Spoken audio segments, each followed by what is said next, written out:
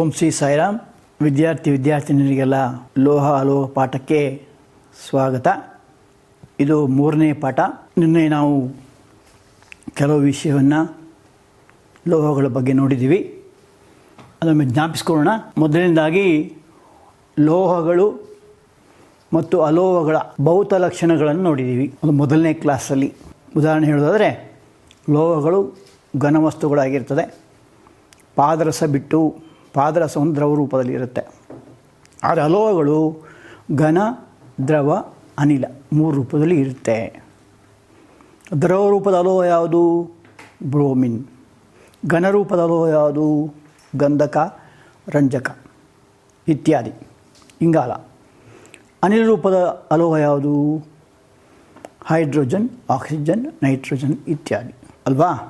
ಆ ಥರ ಒಂದು 6 ಲಕ್ಷಣಗಳನ್ನು ನಾವು ನೋಡಿದ್ದೀವಿ. 2ನೇ ಕ್ಲಾಸಲ್ಲಿ ಅಂದರೆ ನಿನ್ನೆ ದಿವಸ ಗಾಳಿಯೊಂದಿಗೆ ಹೇಗೆ ವರ್ತಿಸ್ತದೆ ಅಂತ ನೋಡಿದ್ವಿ. ಆವಾಗ ಆಯಾ ಲೋಹಗಳ ಆಕ್ಸೈಡ್ ಉಂಟಾಗುತ್ತದೆ. ಉದಾಹರಣೆಗೆ ಮೆಗ್ನೀಸಿಯಂ ಹೇಗೆ ಉರಿಯುತ್ತೆ? ಕಣ್ಣು ಕೋರೈಸುವ ಜ್ವಾಲೆಯಿಂದ ಉರಿಯುತ್ತೆ. ಏನಾಗುತ್ತಾಗ? ಮೆಗ್ನೀಸಿಯಂ ಆಕ್ಸೈಡ್ ಆಗುತ್ತೆ. ಹಾಗೆ ತಾಮ್ರ ತೊಗೊಂಡ್ರೆ ತಾಮ್ರದ ಆಕ್ಸೈಡ್ ಆಗುತ್ತೆ. ಸತು ತೊಗೊಂಡು ಸತುವಿನ ಆಕ್ಸೈಡ್ ಆಗುತ್ತೆ. ಸೊ ಆಯಾ ಲೋಹಗಳ ಆಕ್ಸೈಡ್ ಆಗುತ್ತೆ. ಚಿನ್ನ ಮತ್ತು ಬೆಳ್ಳಿ, ಪ್ಲಾಟಿನಮ್ ಬಿಟ್ಟು. 3ನೇ ಲಕ್ಷಣ ಲೋಹಗಳ ಆಕ್ಸೈಡ್ಗಳು. ಈ ಆಕ್ಸೈಡ್ ಏನಿದೆ, ನೀರು ಕರಗಿದಾಗ ಕ್ಷಾರ ಉಂಟಾಗುತ್ತೆ ಅಂತ. ಸೋಡಿಯಂ ಆಕ್ಸೈಡ್ ಕರಗಿದರೆ ಸೋಡಿಯಂ ಹೈಡ್ರಾಕ್ಸೈಡು, ಪೊಟ್ಯಾಷಿಯಂ ಆಕ್ಸೈಡ್ ಕರಗಿದರೆ ಪೊಟ್ಯಾಷಿಯಂ ಹೈಡ್ರಾಕ್ಸೈಡು, ಕ್ಯಾಲ್ಸಿಯಂ ಆಕ್ಸೈಡ್ ಕರಗಿದರೆ ಕ್ಯಾಲ್ಸಿಯಂ ಹೈಡ್ರಾಕ್ಸೈಡು. ಕ್ಷಾರ ಅಂತ ಹೆಂಗೆ ಗೊತ್ತಾಗುತ್ತೆ? ಕೆಂಪು ಲಿಟ್ಮಸ್ ಕಾಗದವನ್ನು ಹಾಕಿದರೆ ಅದೇನಾಗುತ್ತೆ? ನೀಲಿ ಆಗುತ್ತೆ. ಅದರ ಅರ್ಥ ಏನು? ಅದು ಕ್ಷಾರ ಅಂತ ಅಲ್ವಾ? ಇನ್ನೊಂದು ಲಕ್ಷಣ ನೋಡಿರೋದು, ಸೋಡಿಯಂ, ಪೊಟ್ಯಾಷಿಯಂ ಲೋಹಗಳನ್ನು ಸೀಮೆಎಣ್ಣೆ ಇಟ್ಟಿರ್ತಾರೆ. ಯಾಕೆ? ಅದು ಬಹಳ ಪಟುವಾದ ಲೋಹಗಳು. ಗಾಳಿಯೊಂದಿಗೂ ವರ್ತಿಸುತ್ತೆ, ನೀರಿನೊಂದಿಗೂ ವರ್ತಿಸುತ್ತೆ. ಅದಕ್ಕೆ ಅದನ್ನು ಸೀಮೆಎಣ್ಣೆ ಇಟ್ಟಿರ್ತಾರೆ. ಸೀಮೆಎಣ್ಣೆ ಎಂಬುದು ಸಾವಯವ ದ್ರವ. ಇನ್ನೊಂದು ಲಕ್ಷಣ, ಅಲ್ಯೂಮಿನಿಯಂ ಅಂತ ಲೋಹಗಳು ಒಂದು ಪದರ ಉಂಟು ಮಾಡುತ್ತೆ, ಆಕ್ಸೈಡ್ ಪದರ. ಈ ಕ್ರಿಯೆಗೆ ಏನು ಕರೀತಾರೆ? ಆ್ಯನೋಡೀಕರಣ ಅಂತ ಕರೀತಾರೆ. ಅದರಿಂದ ಏನಾಗ್ತದೆ? ಅದಕ್ಕೆ ತುಂಬ ಶೈನಿಂಗ್ ಬರ್ತದೆ, ಆಕರ್ಷಕ ಬಣ್ಣ ಬರುತ್ತೆ ಅಂತ ಕೇಳಿದ್ದೀವಿ. ಕೊನೆಯದಾಗಿ ಲೋಹಗಳು ನೀರಿನೊಂದಿಗೆ ವರ್ತಿಸಿದಾಗ ಆಯಾ ಲೋಹಗಳ ಹೈಡ್ರಾಕ್ಸೈಡ್ ಉಂಟಾಗುತ್ತೆ ಮತ್ತು ಜನಕ ಬಿಡುಗಡೆ ಆಗುತ್ತೆ. ಉದಾಹರಣೆಗೆ ಸೋಡಿಯಂ ತಣ್ಣೀರಿನಿಂದ ಹೇಗೆ ವರ್ತಿಸುತ್ತೆ? ಹಿಸ್ ಅಂತ ಶಬ್ದ ಮಾಡುತ್ತಾ ರಭಸವಾಗಿ ವರ್ತಿಸುತ್ತದೆ. ಆವಾಗ ಏನಾಗುತ್ತೆ? ಸೋಡಿಯಂ ಹೈಡ್ರಾಕ್ಸೈಡ್ ಆಗುತ್ತೆ. ಮತ್ತೇನಾಗುತ್ತೆ? ಜಲನಕನಲ್ಲಿ ಬಿಡುಗಡೆ ಆಗುತ್ತೆ. ಸೊ ಇಷ್ಟು ವಿಷಯನ ನಾವು ನಿನ್ನೆ ತನಕ 2 ಕ್ಲಾಸಲ್ಲಿ ನೋಡಿದ್ದೀವಿ. ಈಗ ಸ್ವಲ್ಪ ನಿನ್ನೆ ಕೊಟ್ಟ ಹೋಮ್ವರ್ಕನ್ನು ನೋಡೋಣ. ಹೋಮ್ವರ್ಕಲ್ಲಿ ಮೊದಲನೇ ಕ್ವಶನ್ ಏನು? ಸೋಡಿಯಂ ಲೋಹವನ್ನು ಸೀಮೆಎಣ್ಣೆ ಸಂಗ್ರಹಿಸುತ್ತಾರೆ ಏಕೆ ಅಂತ. ಸೀಮೆಎಣ್ಣೆ ಎಲ್ಲಿ ಸಿಗುತ್ತೆ? ಪೆಟ್ರೋಲಿಯಂ ಅಂತ ಇದೆ, ಕಲ್ಲೆಣ್ಣೆ ಅಂತ. ಅದನ್ನು ತೆಗೆಯುವಾಗ ಅದನ್ನು ಭಿನ್ನ ಬಟ್ಟಿ ಇಳಿಸುವಿಕೆ ಮಾಡಿದಾಗ ಪೆಟ್ರೋಲು, ಡೀಸಲ್ಲು, ಸೀಮೆಎಣ್ಣೆ, ಮೇಣ ಇಂಥೆಲ್ಲ ವಸ್ತುಗಳು ಬರ್ತವೆ. ಆ ವಸ್ತುವಿನಲ್ಲಿ ಇಟ್ಟಿರ್ತಾರೆ ಸೋಡಿಯಮನ್ನು. ಅದು ಯಾಕೆ ಅಂದರೆ ಅತಿ ಪಟುವಾಗಿರುತ್ತೆ ಮತ್ತು ಗಾಳಿ ಮತ್ತು ನೀರಿನೊಂದಿಗೆ ವರ್ತಿಸ್ತದೆ ಅಂತ ಹೇಳ್ಬಿಟ್ಟು. ಆದ್ದರಿಂದಾಗಿ ಸೀಮೆಎಣ್ಣೆ ಇಟ್ಟಿರ್ತೀವಿ. 2ನೇ ಪ್ರಶ್ನೆ, ಕೆಳಗಿನ ರಾಸಾಯನಿಕ ಸಮೀಕರಣ ಬರೆಯಿರಿ. ಕೆಳಗಿನ ಕ್ರಿಯೆಗಳಿಗೆ ರಾಸಾಯನಿಕ ಸಮೀಕರಣ ಬರೆಯಿರಿ. ಹಬೆಯೊಂದಿಗೆ ಕಬ್ಬಿಣದ ವರ್ತನೆ. ಕಬ್ಬಿಣ ಎಂಬಂಥ ಲೋಹ ನೀರಿನೊಂದಿಗೂ ವರ್ತಿಸಬೇಕಾದ್ರೆ ಸಾಮಾನ್ಯ ಉಷ್ಣತೆಯಲ್ಲಿ ವರ್ತಿಸುವುದಿಲ್ಲ, ತಣ್ಣೀರಿನಲ್ಲಿ ವರ್ತಿಸುವುದಿಲ್ಲ. ಮತ್ತೇನು ಮಾಡಬೇಕು? ಹಬೆ ತಗೋಬೇಕು. ಹಬೆ ಅಂದ್ರೇನು? ಸ್ಟೀಮ್. ಹೇಗೆ ಮಾಡೋದು ಸ್ಟೀಮನ್ನು? ನೀರನ್ನು ಕುದಿಸ್ಬೇಕು. ಸೊ ಕಬ್ಬಿಣವನ್ನು ಒಂದು ಉಗಿಯ ಮೂಲಕ, ಹಬೆ ಮೂಲಕ ಹಾಯಿಸಿದಾಗ ಏನಾಗ್ತದೆ? ಕಬ್ಬಿಣದ ಆಕ್ಸೈಡ್, ಇದಕ್ಕೆ ಫೆರಸೋಫೆರಿಕ್ ಆಕ್ಸೈಡ್ ಅಂತಾರೆ, Fe3O4. ಅಂದರೆ ಒಂದು ಉನ್ನತ ಮಟ್ಟದ ಆಕ್ಸೈಡ್ ಉಂಟಾಗುತ್ತೆ, ಪ್ಲಸ್ ಜನರಿಗೆ ಬಿಡುಗಡೆ ಆಗುತ್ತೆ. ಇದನ್ನು ಲೇನ್ ವಿಧಾನ ಅಂತಲೂ ಕರೀತಾರೆ. ಅದರ ಬಗ್ಗೆ ಮುಂದೆ ನೀವು ಕಲಿಯಕ್ಕಿದ್ದೀರಾ. ಇನ್ನೊಂದು ಹೋಮ್ವರ್ಕ್ ಕೊಟ್ಟಿರೋಂಥದ್ದು ಕ್ಯಾಲ್ಸಿಯಂ ಮತ್ತು ಪೊಟ್ಯಾಷಿಯಂಗಳ ವರ್ತನೆ ನೀರಿನೊಂದಿಗೆ ಹೇಗೆ ಅಂತ. ಕ್ಯಾಲ್ಸಿಯಮ್ಮು ತಣ್ಣೀರನ್ನು ವರ್ತಿಸುವುದಿಲ್ಲ, ಬಿಸಿನೀರನ್ನು ವರ್ತಿಸ್ತದೆ. ಆವಾಗ ಕ್ಯಾಲ್ಸಿಯಂ ಹೈಡ್ರಾಕ್ಸೈಡ್ ಉಂಟಾಗುತ್ತೆ, ಜನರಿಗೆ ಉಂಟಾಗುತ್ತೆ ಮತ್ತು ಶಾಖ ಬಿಡುಗಡೆ ಆಗುತ್ತೆ. ಹೀಟ್ ಅಂದರೆ ಶಾಖ. ಇಲ್ಲಿ ಎಸ್ ಅಂದರೆ ಸಾಲಿಡ್ ಅಂತ. ಸೊ ಕ್ಯಾಲ್ಸಿಯಂ ಒಂದು ಲೋಹ, ನೀರು ಅಂದರೆ ಒಂದು ದ್ರವ. ಆವಾಗ ಒಂದು ದ್ರಾವಣ ಉಂಟಾಗುತ್ತೆ, ಕ್ಯಾಲ್ಸಿಯಂ ಹೈಡ್ರಾಕ್ಸೈಡ್ ಅಂತ. AQ ಅಂದರೆ ದ್ರಾವಣ, H2 ಅಂದರೆ ಗ್ಯಾಸ್, ಅನಿಲ. ಇನ್ನು ಎರಡನೇದಾಗಿ ಪೊಟ್ಯಾಷಿಯಮ್, ಇದು ತಣ್ಣೀರನ್ನು ಒತ್ತಿಸ್ತದೆ. ಪೊಟ್ಯಾಷಿಯಮ್ ತಣ್ಣೀರನ್ನು ಒತ್ತಿಸಿದಾಗ ಪೊಟ್ಯಾಷಿಯಮ್ ಹೈಡ್ರಾಕ್ಸೈಡ್ ಮತ್ತು ಜ್ವಲನ ಉಂಟಾಗುತ್ತೆ, ಜೊತೆಗೆ ಶಾಖ ಕೂಡ ಉಂಟಾಗುತ್ತೆ. ಮೂರನೇ ಪ್ರಶ್ನೆ, ಕಬ್ಬಿಣವು ಸಾರರಿಕ್ತ ಗಂಧಕಾಮ ಒತ್ತಿಸಿದಾಗ ನಡೆಯುವ ರಾಸಾಯನಿಕ ಸಮೀಕರಣ ಬರೀರಿ. ಸಾರರಿಕ್ತ ಅಂತ ಅಂದರೆ ಡೈಲ್ಯೂಟ್ ಅಂತ ಹೇಳ್ತಾರೆ, ಸಾರಯುತ ಅಂದರೆ ಕಾನ್ಸಂಟ್ರೇಟೆಡ್ ಅಂತ. So Fe + H2SO4 gives FeSO4 + H2. ಇದಕ್ಕೇನಂತಾರೆ? ಸ್ಥಾನ ಪಲ್ಲಟ ಕ್ರಿಯೆ ಅಂತ ಕರೀತಾರೆ. ಯಾಕೆ? ಕಬ್ಬಿಣ ಇದೆಯಲ್ಲ, ಈ ಜ್ವಲನವನ್ನು ಸ್ಥಾನ ಪಲ್ಲಟಗೊಳಿಸುತ್ತೆ. ಆವಾಗ ಗಂಧಕಾಮ್ಲವು ಫೆರಸ್ ಸಲ್ಫೇಟ್ ಆಗಿ ಪರಿವರ್ತನೆ ಆಗುತ್ತೆ. ಯಾವಾಗ? ಸಾರಯುಕ್ತವಾಗಿದ್ದರೆ ಮಾತ್ರ. ಆಯಿತಾ? ಇದಿಷ್ಟು ನಾವು ಈಗಾಗಲೇ ಕಲ್ತಿದ್ದೀವಿ. ಇನ್ನು ಇವತ್ತಿನ ಕ್ಲಾಸಿಗೆ ಬರೋಣ. ಇವತ್ತಿನ ಕ್ಲಾಸಲ್ಲಿ ಏನು ತಿಳ್ಕೊಳ್ಬೇಕು ಅಂದರೆ, ಇನ್ನೂ ಕೆಲವು ರಾಸಾಯನಿಕ ಗುಣಗಳು ಕಲಿಯೋದ್ರೆ ಲೋಹಗಳ ಆಮ್ಲಗಳೊಂದಿಗಿನ ಪ್ರತಿವರ್ತನೆ ಅಂದರೆ ರಿಯಾಕ್ಷನ್ ಅಂತ ಹೇಳ್ತಾರೆ. ನೋಡಿ, ಇಲ್ಲಿ ನಿಮಗೆ ಒಂದು ವಿಡಿಯೋ ಕಾಣಿಸ್ತಾ ಇದೆಯಾ? ಇಲ್ಲೇನು ತೊಗೊಂಡಿದ್ದೀವಿ? ಇಲ್ಲಿ ಒಂದು ಟೆಸ್ಟ್ ಟ್ಯೂಬ್ ತೊಗೊಂಡಿದ್ವಿ, ಪ್ರಣಾಳ. ಅದರೊಳಗೆ ಏನಿದೆ? ಒಂದು ಲೋಹ ಇದೆ, ಮೆಗ್ನೀಷಿಯಂ ಲೋಹ ಇದೆ. ಮೆಗ್ನೀಷಿಯಂ ತೊಗೋಬೋದು, ಸತು ತೊಗೋಬೋದು, ಎರಡು ಒಂದೇ ಥರ ಕೆಲಸ ಮಾಡುತ್ತೆ. ದುರ್ಬಲ ಹೈಡ್ರೋಕ್ಲೋರಿಕ್ ಆಮ್ಲ, ನಾನು ನಿನ್ನೆ ದಿವಸ ಹೇಳಿದೆ ನಿಮಗೆ, ಆಮ್ಲಗಳಲ್ಲಿ ಮುಖ್ಯವಾಗಿ 3 ಇದ್ದಾವೆ. ಒಂದು ಹೈಡ್ರೋಕ್ಲೋರಿಕ್ ಆಮ್ಲ, ಇನ್ನೊಂದು ನೈಟ್ರಿಕ್ ಆಮ್ಲ, ಇನ್ನೊಂದು ಗಂಧಕಾಮ್ಲ ಅಂತ 3. ಇನ್ನೊಮ್ಮೆ ಜ್ಞಾಪಿಸೋದಾದರೆ, ಹೈಡ್ರೋಕ್ಲೋರಿಕ್ ಆಮ್ಲಕ್ಕೆ HCl ಅಂತ ಕರೀತಾರೆ. ಹೈಡ್ರೋಜನ್ ಕ್ಲೋರೈಡ್ ಅನಿಲ ನೀರು ಕರಿದಾಗ ಹೈಡ್ರೋಕ್ಲೋರಿಕ್ ಆಮ್ಲ ಉಂಟಾಗುತ್ತೆ. ಇನ್ನು ಗಂಧಕಾಮ್ಲಕ್ಕೆ ರಾಸಾಯನಿಕಗಳ ರಾಜ ಅಂತ ಕರೀತಾರೆ. ಈಗ ಇಂಗ್ಲೀಷಲ್ಲಿ ಸಲ್ಫ್ಯೂರಿಕ್ ಆ್ಯಸಿಡ್ ಅಂತ ಕರೀತಾರೆ. ನೈಟ್ರಿಕ್ ಆಮ್ಲಕ್ಕೆ HNO3, ಹೈಡ್ರೋಜನ್ ನೈಟ್ರೇಟ್ ಅಂತ ಕರೀತಾರೆ. ಇದು ಪ್ರಸಿದ್ಧವಾದ 3 ನಿರವಯವ ಆಮ್ಲಗಳು, ಇನಾರ್ಗ್ಯಾನಿಕ್ ಆ್ಯಸಿಡ್ಸ್. ಇವಾಗ ಇಲ್ಲಿ ಹೇಳ್ತಾ ಇರುವಂಥದ್ದು ಹೈಡ್ರೋಕ್ಲೋರಿಕ್ ಆಮ್ಲ ಸಮಾಚಾರ. ಹೈಡ್ರೋಕ್ಲೋರಿಕ್ ಆಮ್ಲ ಹೆಚ್ಚಿನ ಲೋಹಗಳನ್ನು ವರ್ತಿಸ್ತದೆ, ಚಿನ್ನ, ಪ್ಲಾಟಿನಮ್ ಅಂತದ್ದು ಬಿಟ್ಟು. ಅಲ್ಲಿ ಹೇಗೆ ವರ್ತಿಸ್ತದೆ? ದುರ್ಬಲವಾದ ಆಮ್ಲ ತಗೊಂಡಾಗ ಏನಾಗುತ್ತೆ? ಈ ಮೆಗ್ನೀಷಿಯಂ ಪ್ಲಸ್ ದುರ್ಬಲ ಆಮ್ಲ ಅಂದರೆ ಹೈಡ್ರೋಕ್ಲೋರಿಕ್ ಆಮ್ಲ, ಇದು ಬರ್ತಿದೆ. Mg ಅಂದರೆ ಸಾಲಿಡ್, ಅಂದರೆ ಅದು ಘನ ವಸ್ತು ಅಂತ ಅರ್ಥ. ಹೈಡ್ರೋಕ್ಲೋರಿಕ್ ಆಮ್ಲ ಒತ್ತಿಸಿದಾಗ ಏನಾಗುತ್ತೆ? ಮೆಗ್ನೀಷಿಯಂ ಕ್ಲೋರೈಡ್ ಮತ್ತು ಜ್ವಲನಕ ಅನಿಲ ಬಿಡುಗಡೆ ಆಗುತ್ತೆ. ಅದೇ ಆಗ್ತಾ ಇರೋದು ಇಲ್ಲಿ ಕೆಲಸ. ಇದು ಹೈಡ್ರೋಜನ್ ಅಂತ ಹೇಳ್ತಾರೆ. ಹೆಂಗೆ ಗೊತ್ತಾಗುತ್ತೆ ಹೈಡ್ರೋಜನ್ ಅಂತ ಅಂದರೆ, ಉರಿತಿರೋ ಒಂದು ಕಡ್ಡಿ ತೊಗೋಬೇಕು. ಆ ಕಡ್ಡಿಯನ್ನು, ಅಂದರೆ ನಿಮ್ಮ ಭಾಷೆಯಲ್ಲಿ ಹೇಳಿದರೆ ಪರ್ಕೆ ಕಡ್ಡಿ ಅಂತಾರೆ. ಆ ಪರ್ಕೆ ಕಡ್ಡಿಯನ್ನು ಸ್ಪಿರಿಟ್ ದೀಪಲ್ಲಿ ಇಟ್ಟಾಗ ಏನಾಗುತ್ತೆ? ಅದು ಉರಿಯುತ್ತಲ್ವ, ಅದನ್ನು ಇಂಗ್ಲೀಷಲ್ಲಿ ಸ್ಪ್ರಿಂಟರ್ ಅಂತ ಕರೀತಾರೆ. ಅದನ್ನು ಇದರೊಳಗೆ ತರಬೇಕು. ಯಾವುದ್ರೊಳಗೆ? ಪ್ರಣಾಳ ಒಳಗೆ ತರಬೇಕು. ತಂದರೆ ಏನಾಗುತ್ತೆ? ಪಾಪ್ ಅಂತ ನಾಯ್ಸ್ ಬರುತ್ತೆ. ಯಾಕೆ ಹಂಗಾಗುತ್ತೆ? ಅನಿಲ ಹತ್ಕೊಂಡು ಉರಿಯುತ್ತೆ.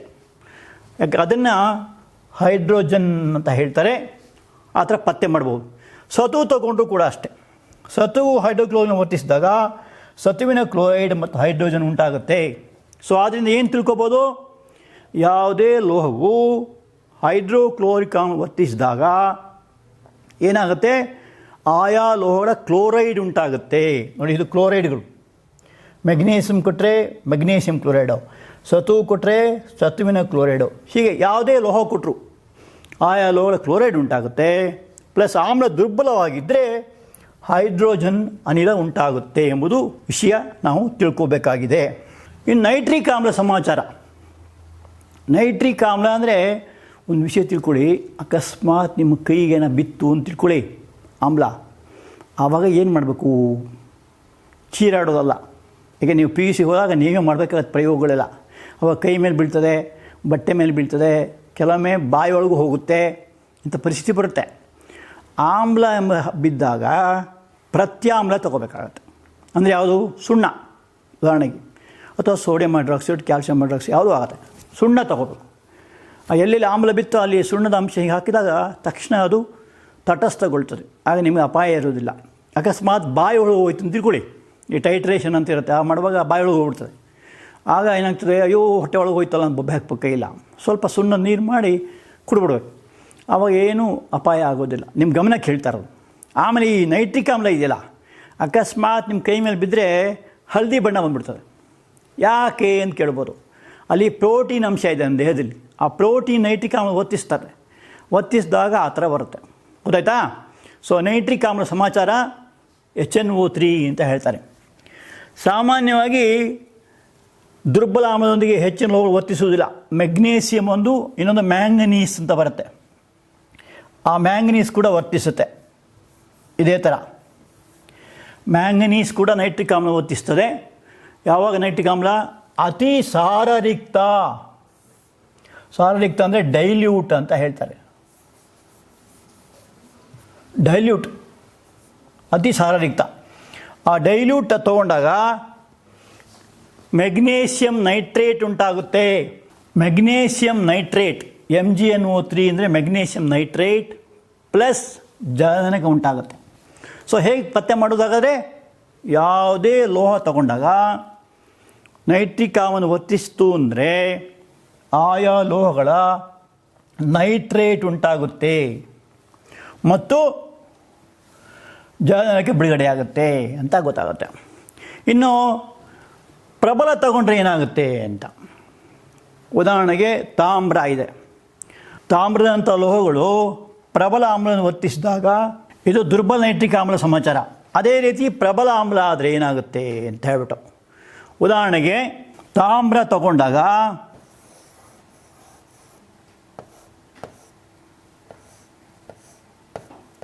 ಪ್ರಬಲ ಆಮ್ಲ ತಗೊಂಡ್ರೆ ಯಾವುದೇ ಲೋಹ ತಗೊಂಡಾಗ ನೈಟ್ರಿಕ್ ಆಮ್ಲವನ್ನು ವರ್ತಿಸ್ತು ಅಂದರೆ ಆಯಾ ಲೋಹಗಳ ನೈಟ್ರೇಟ್ ಉಂಟಾಗುತ್ತದೆ. ಸ್ವಲ್ಪ ಮೊದಲು ಹೇಳಿದೆ ನಿಮಗೆ, ಹೈಡ್ರೋಕ್ಲೋರಿಕ್ ಆಮ್ಲ ತಗೊಂಡಾಗ ಏನಾಗುತ್ತೆ, ಕ್ಲೋರೈಡ್ ಆಗುತ್ತೆ. ನೈಟ್ರಿಕ್ ಆಮ್ಲ ತಗೊಂಡಾಗ ನೈಟ್ರೇಟ್ ಆಗುತ್ತೆ.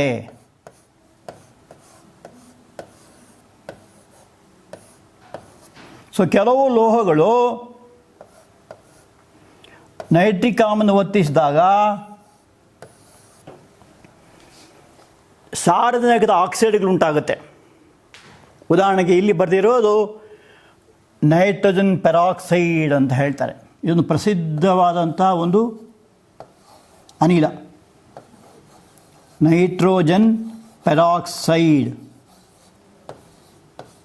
ಹೇಗೆ ಗೊತ್ತಾಗುತ್ತೆ ಅಂದರೆ, ಇದು ಕೆಂಪು ಮಿಶ್ರಿತ ಕಂದು ಬಣ್ಣದ ಅನಿಲ.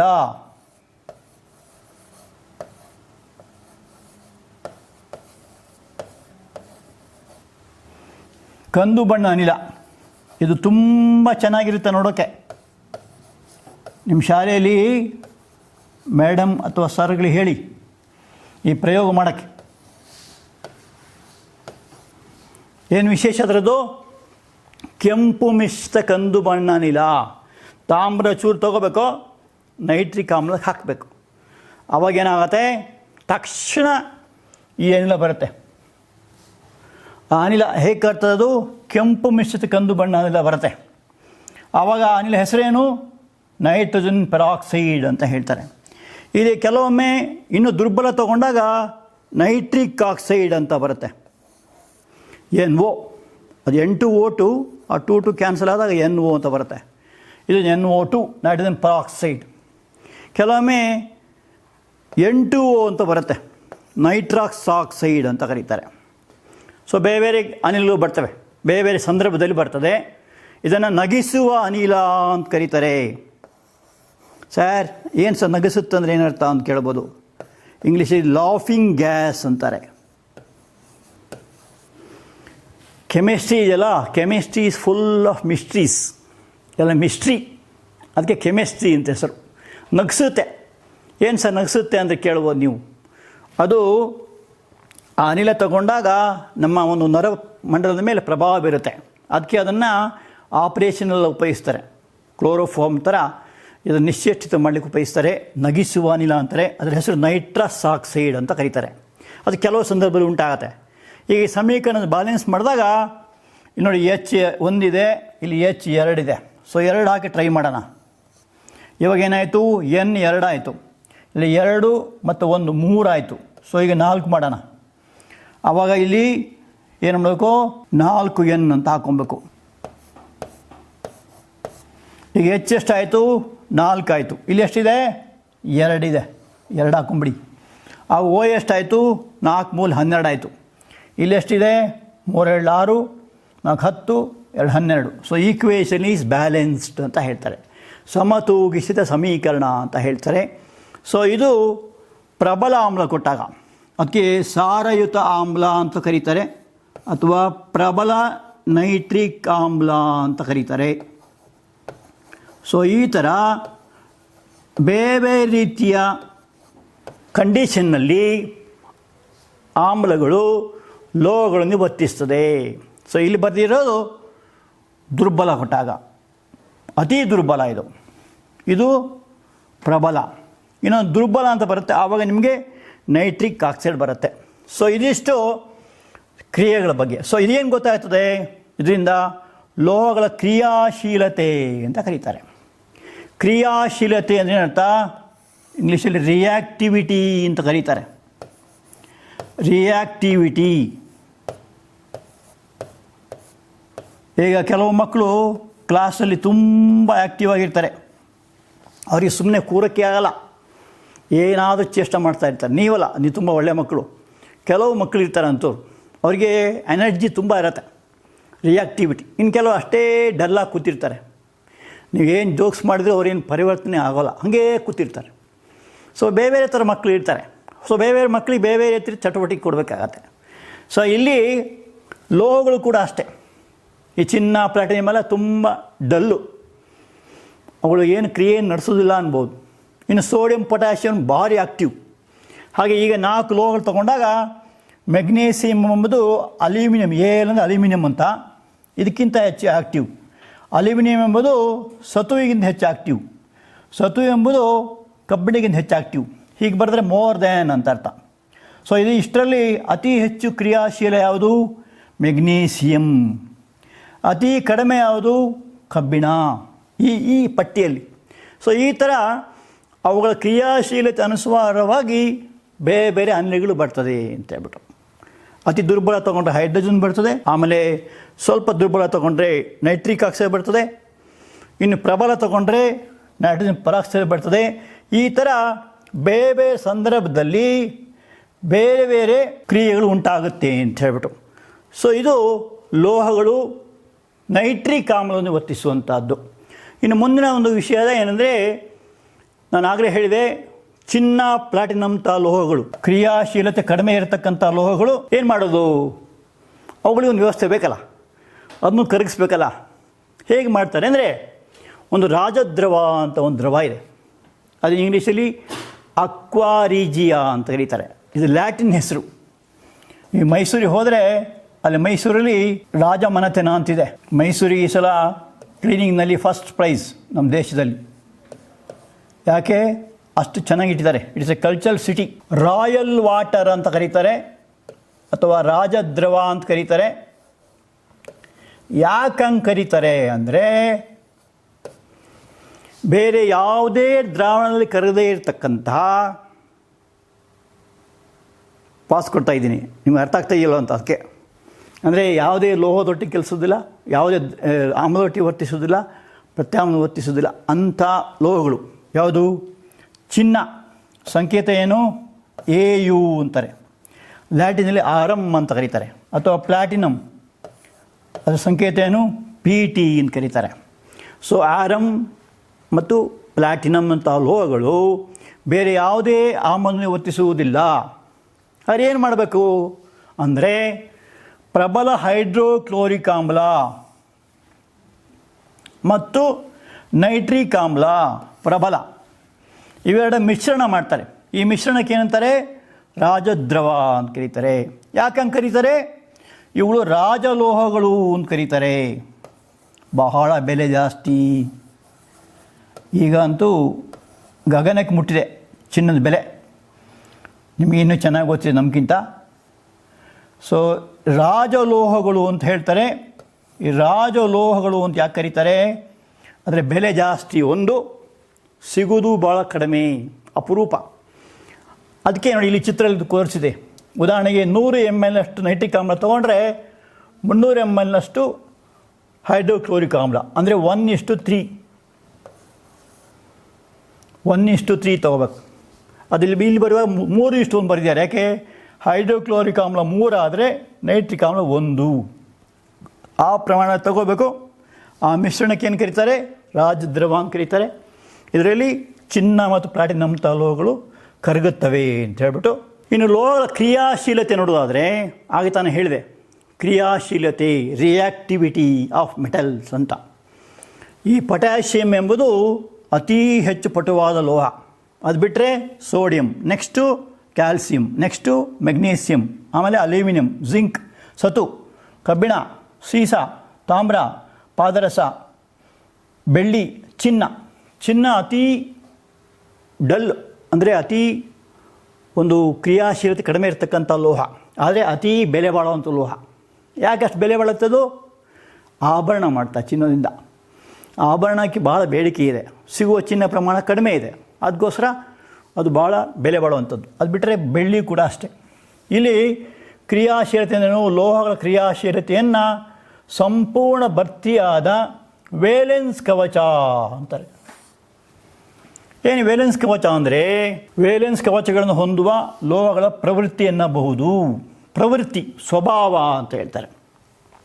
ವೇಲೆನ್ಸ್ ಕವಚ ಅಂತ ಹೇಳಿದಾಗ ಮುಖ್ಯವಾಗಿ ನೀವು ಕಳೆದ ವರ್ಷ ಕಲ್ತಿದ್ದೀರಾ, KLMNOPQ ಅಂತ 7 ಕವಚಗಳಿದೆ. ಕೆ ಕವಚದಲ್ಲಿ 1 ಇಲೆಕ್ಟ್ರಾನ್ ಇರುತ್ತೆ ಗರಿಷ್ಠ, ಎಲ್ಲಲ್ಲಿ 8 ಇರುತ್ತೆ, ಎಮ್ಮಲ್ಲಿ 18 ಇರುತ್ತೆ, ಎನ್ನಲ್ಲಿ 32 ಇರುತ್ತೆ. ಹೆಂಗೆ ಬರ್ತವಲ್ಲ? ಬೋರ್ ಸೂತ್ರ ಅಂತಿದೆ, 2n² ಅಂತ. 2n² ಸೂತ್ರ. ಇದಕ್ಕೆ ಕವಚ ಅಂತಾರೆ, ಅಥವಾ ಪ್ರಧಾನ ಕ್ವಾಂಟಮ್ ನಂಬರ್ ಅಂತ ಕರೀತಾರೆ, ಅಥವಾ ಕಕ್ಷೆ ಅಂತಲೂ ಕರೀತಾರೆ. ಇದು ಇಲೆಕ್ಟ್ರಾನ್ಗಳು ಸುತ್ತು ಬರುವಂಥದ್ದು. ಸೊ ಎಲ್ಲ ರಾಸಾಯನಿಕ ಕ್ರಿಯೆಗಳು ಕೂಡ ಈ ಒಂದು ಇಲೆಕ್ಟ್ರಾನ್ ಮೇಲೆ ಡಿಪೆಂಡ್ ಆಗಿದೆ. ಇಲೆಕ್ಟ್ರಾನ್ಗಳು ಎಷ್ಟೆಷ್ಟು ಸಂಖ್ಯೆಯಲ್ಲಿ ಇರ್ತದೋ ಅದನ್ನು ಹೊಂದ್ಕೊಂಡು ಅದರ ಕ್ರಿಯಾಶೀಲತೆ ಇರುತ್ತೆ. ಉದಾಹರಣೆ ಪೊಟ್ಯಾಷಿಯಮಲ್ಲಿ 1 ಇರುತ್ತೆ, ಒಂದೇ 1 ಇಲೆಕ್ಟ್ರಾನ್ ಇರ್ತದೆ. ಸೋಡಿಯಂನಲ್ಲಿ ಕೂಡ ಒಂದೇ ಇರುತ್ತೆ. ಅದಕ್ಕೋಸ್ಕರ ಅದು ಅತಿ ಹೆಚ್ಚು ಪಟುವಾಗಿರ್ತಕ್ಕಂತಹ ಒಂದು ಲೋಹ. ಈ ಕ್ರಿಯಾಶೀಲತೆ ಬಗ್ಗೆ ಒಂದು ಸ್ವಲ್ಪ ಯೋಚನೆ ಮಾಡೋಣಂತೆ. ಇತರ ಲೋಹೀಯ ಲವಣ ದ್ರಾವಣದೊಂದಿಗೆ ಲೋಹಗಳ ವರ್ತನೆ ಅಂದರೆ, ಲೋಹಗಳು ನಾನು ಈಗ ತಾನೇ ಕ್ರಿಯಾಶೀಲತೆ ಅಂತ ಹೇಳಿದೆ. ಇಲ್ಲಿ ಕಬ್ಬಿಣ ಎಂಬುದು ತಾಮ್ರಕ್ಕಿಂತ ಹೆಚ್ಚು ಕ್ರಿಯಾಶೀಲವಾಗಿರ್ತದೆ. ಇಲ್ಲಿ ಒಂದು ಸಣ್ಣ ಪ್ರಯೋಗ ಇದೆ, ನೀವು ಕೂಡ ಮಾಡೋದು ಮನೆಯಲ್ಲಿ. ಸ್ವಲ್ಪ ತಾಮ್ರ ಸಲ್ಫೇಟ್ ದ್ರಾವಣ ತಗೊಳ್ಳಿ. ತಾಮ್ರ ಸಲ್ಫೇಟ್ ಯಾವ ಬಣ್ಣ ಇರುತ್ತೆ? ನೀಲಿ. ನೀವು ಅಂಗಡಿಗೆ ಹೋಗ್ಬಿಟ್ಟು ಸ್ವಲ್ಪ ತಾಮ್ರ ಸಲ್ಫೇಟ್ ಕುಡಿ ಅಂದರೆ ಕೊಡಲ್ಲ ಅವರು. ಅಲ್ಲಿ ಏನು ಹೇಳಬೇಕು? ಮೈಲ್ ತುತ್ತು ಅಂತ ಹೇಳಬೇಕು. ಪ್ರತಿಯೊಂದು ರಾಸಾಯನಿಕ ವಸ್ತುಗೊಂದು ಅಡ್ಡ ಹೆಸರು ಇರುತ್ತೆ. ಮನೆಯಲ್ಲಿ ಕೂಡ ಅಷ್ಟೇ. ವೆಂಕಟನಾರಾಯಣ ಅಂತಿದ್ದಷ್ಟುದ್ದು ಕರೆಯಲ್ಲ ಹೆಸರು. ಏನು ಮಾಡ್ತಾರೆ? ವೆಂಕು ಅಂತಾರೆ. ನಿಮಗೂ ಎಲ್ಲ ಅಡ್ಡ ಹೆಸರು ಇಟ್ಟಿರ್ತಾರೆ ಮನೆಯಲ್ಲಿ. ಅಪ್ಪಿ ಅಂತಾರೆ, ಮರಿ ಅಂತಾರೆ, ಬಾಲು ಅಂತಾರೆ, ಬಾಲಚಂದ್ರ ಅಂತ ಚೆಂದ ಹೆಸರಿಟ್ಟಿರ್ತಾರೆ, ಬಾಲು ಅಂತಾರೆ. ಯಾಕೆ ಹಂಗೆ? ಅವರಿಗೆ ಅಷ್ಟುದ್ದ ಕರೀಲಿಕ್ಕೆ ಆಗೋಲ್ಲ. ಒಂದು, ಎರಡನೇದು ಅದೊಂದು ಪ್ರೀತಿ ಲಕ್ಷಣ. ಹಾಗೆ ಅಡ್ಡ ಹೆಸರು ಅಂತ ಕರೀತಾರೆ. ನಮ್ಮ ದೇಶಗಳಂತೂ ಭಾರಿ ಜಾಸ್ತಿ. ಶಾಲೆ ಕಾಲೇಜಲ್ಲಿ ಕೂಡ ಅಷ್ಟೇ ಬೇಕಾದಷ್ಟು ಅಡ್ಡ ಹೆಸರು ಇಟ್ಟಿರ್ತಾರೆ. ಅವ್ರ ಹಾವ ಭಾವ ನೋಡಿಕೊಂಡು, ಅವ್ರ ಡ್ರೆಸ್ ನೋಡಿಕೊಂಡು ಎಲ್ಲ ಅಡ್ಡ ಹೆಸರು ಇಡ್ತಾರೆ.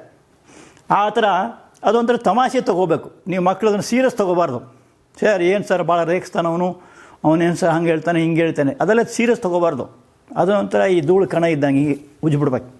ಫ್ರೆಂಡ್ಶಿಪ್ ಅಂದರೆ ಹಾಗೆ ಒಬ್ಬರನ್ನೊಬ್ಬರು ಸ್ವಲ್ಪ ಸಣ್ಣ ಪುಟ್ಟ ರೇಗಿಸೋ ಇದ್ದೇ ಇರುತ್ತೆ. ಅದನ್ನು ನೀವು ತಡ್ಕೋಬೇಕು. ನೀವು ಏನಾದ್ರು ರೇಗಿಸಿದಾಗ ಅವರು ತಡ್ಕೋಬೇಕು. ಅದು ಫ್ರೆಂಡ್ಶಿಪ್ ಅಂತ ಹೇಳ್ತಾರೆ. ಅದು ಬಿಟ್ಟು ಮನಸ್ಸಲ್ಲಿ ಇಟ್ಕೊಂಡು ಬೇಜಾರು ಮಾಡ್ಕೋಬಾರ್ದು. ನೋಡಿಲಿ, ಇದು ನೀಲಿ ಬಣ್ಣದ ದ್ರಾವಣ. ಇದಕ್ಕೆ ಏನಂತಾರೆ? ಮೈಲ್ ತುತ್ತು ಅಂತಾರೆ. ಹಾಗೆ ಇನ್ನೊಂದು ಹೇಳ್ತಾರೆ ಉದಾಹರಣೆ, ತಾಯಿಗಿಂತ ಬಂಧುವಿಲ್ಲ.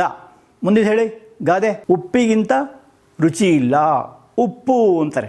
ಅಂಗಡಿಗೆ ಹೋಗ್ಬಿಟ್ಟು ನೀವು ಉಪ್ಪನ್ನು ಕೇಳಿ ಕೊಡ್ತಾರೆ. ಸೋಡಿಯಂ ಕ್ಲೋರೈಡ್ ಕೊಡಿ. ನಂಗೆ ಸೈನ್ಸ್ ಮಾಸ್ಟರ್ ಹೇಳಿದ್ದಾರೆ ಸೋಡಿಯಂ ಕ್ಲೋರೈಡ್ ಅಂತ ಹೇಳಿದ್ದಾರೆ. ಅವ್ರು ಕೊಡೋಲ್ಲ, ಅವ್ರಿಗೆ ಗೊತ್ತಿಲ್ಲ. ಅದು ಉಪ್ಪು ಅನ್ರಿ ಕೊಡ್ತಾರೆ. ಸೊ ಅಡಿಗೆ ಉಪ್ಪು ಅದರ ಅಡ್ಡ ಹೆಸರು ಮೈಲ್ ತುತ್ತು ಅಂತಾರೆ. ಆಮೇಲೆ ಸುಣ್ಣ ಅಂದ್ರೇನು? ಕ್ಯಾಲ್ಸಿಯಂ ಹೈಡ್ರಾಕ್ಸೈಡ್ ಅದರ ಹೆಸರು. ಹೀಗೆ ಎಲ್ಲ ಬೇರೆ ಬೇರೆ ವಸ್ತುಗಳಿಗೆ ಬೇರೆ ಬೇರೆ ಹೆಸರುಗಳಿದೆ, ಅಡ್ಡ ಹೆಸರುಗಳು. ಅದು ಯಾಕೆ? ವ್ಯವಹಾರಕ್ಕೋಸ್ಕರ. ಸೊ ಇಲ್ಲಿ ತಾಮ್ರ ಸಲ್ಫೇಟ್ ದ್ರಾವಣ ತೊಗೋಬೇಕು, ಅದರಲ್ಲೊಂದು ಕಬ್ಬಿಣದ ಮೊಳೆ ಇಡಬೇಕು. ಒಂದು 15-20 ನಿಮಿಷ ಆದಮೇಲೆ ನೋಡಬೇಕು. ನೋಡಿದಾಗ ಏನಾಗುತ್ತೆ, ಈ ಕಬ್ಬಿಣದ ಮೊಳೆ ಮೇಲೆ ಒಂದು ರೀತಿ ಕಂದು ಬಣ್ಣದ ಪುಡಿ ಉಂಟಾಗುತ್ತೆ.